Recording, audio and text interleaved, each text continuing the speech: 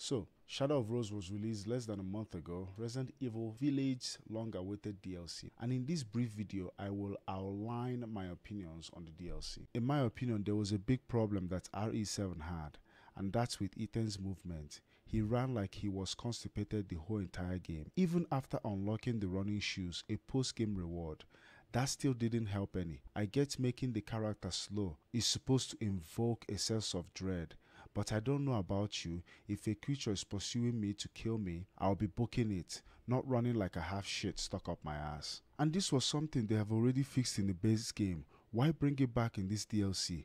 Making characters run slow does not a scary game make. It doesn't make a game scary, it just elicits frustration, at least for me anyway. And for fuck's sakes, if you make a game that people are supposed to play multiple times, there are aspects of that game mechanics you are supposed to make enjoyable to play that many times.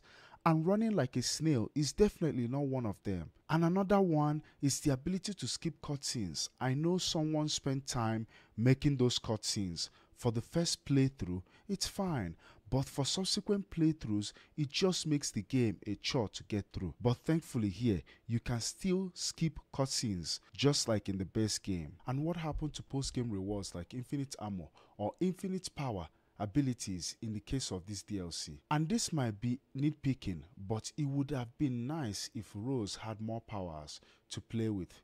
For example, setting enemies on fire, making enemies attack each other, the ability to push and pull like telekinesis.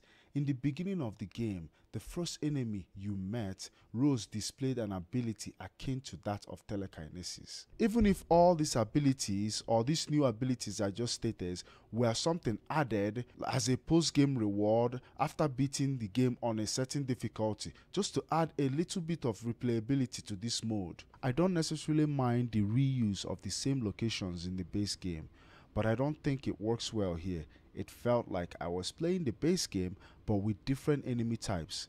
Usually, RE of old has you play through another character's perspective other than the main controllable protagonist from the main story. So it makes sense to use the same locations. But this DLC, you are playing as Rose, a character that was in the base game, yes, but she was a child. I don't know how fun it would be playing from the perspective of a literal child, so that's not going to work. Rose as a controllable character is just like Ethan, but painfully slow. Those two are not witty enough to save their lives. Their dialogues and quips had me rolling my eyes so hard I thought they'd roll out of their sockets. In my review of the base game, I forgot to mention, as much as I think there was a lot of aspects of the game that didn't work, Ethan's motivation in the game I can admire, and Donna Benevento's manner never seems to disappoint me, even in this DLC. But with Rose, her motivation for trying to get rid of her powers is confusing to me and leaves me with a lot of questions like, what kind of school is she going to for other normal kids to find out that she has powers? What the hell is Chris thinking? I would imagine that she would have been sent to a private military school to protect her secrets. So the fact that she is complaining that kids are making fun of her tells me that she was put in an ordinary school, which is incredibly dumb of Chris and Mia. Again, Mia is missing in action. Like I said in the base game review, it's like the writers don't know what to do with her.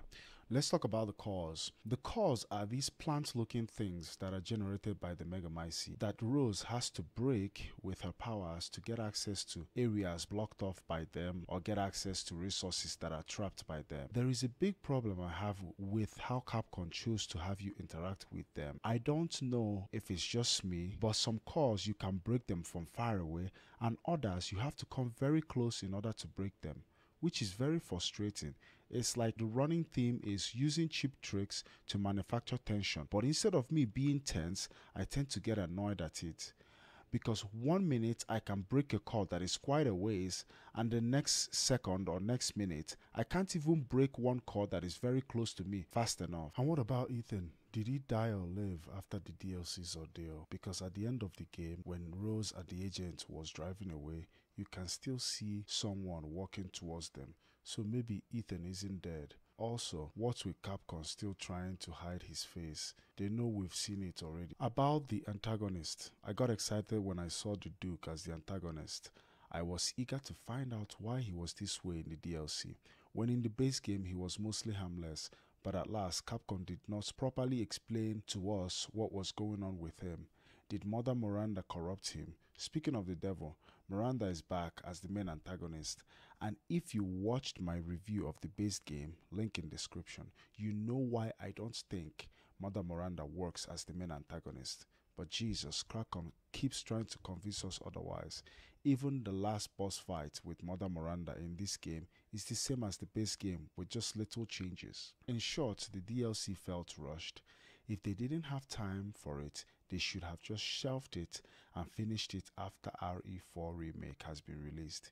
For the most part, if you liked the base game, okay, I think you're going to like this DLC. If you didn't, well, I would highly recommend you wait for a sale if you want to try it out.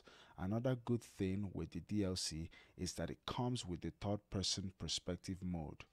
But $20 US for third person mode, I don't think it's worth it in my opinion.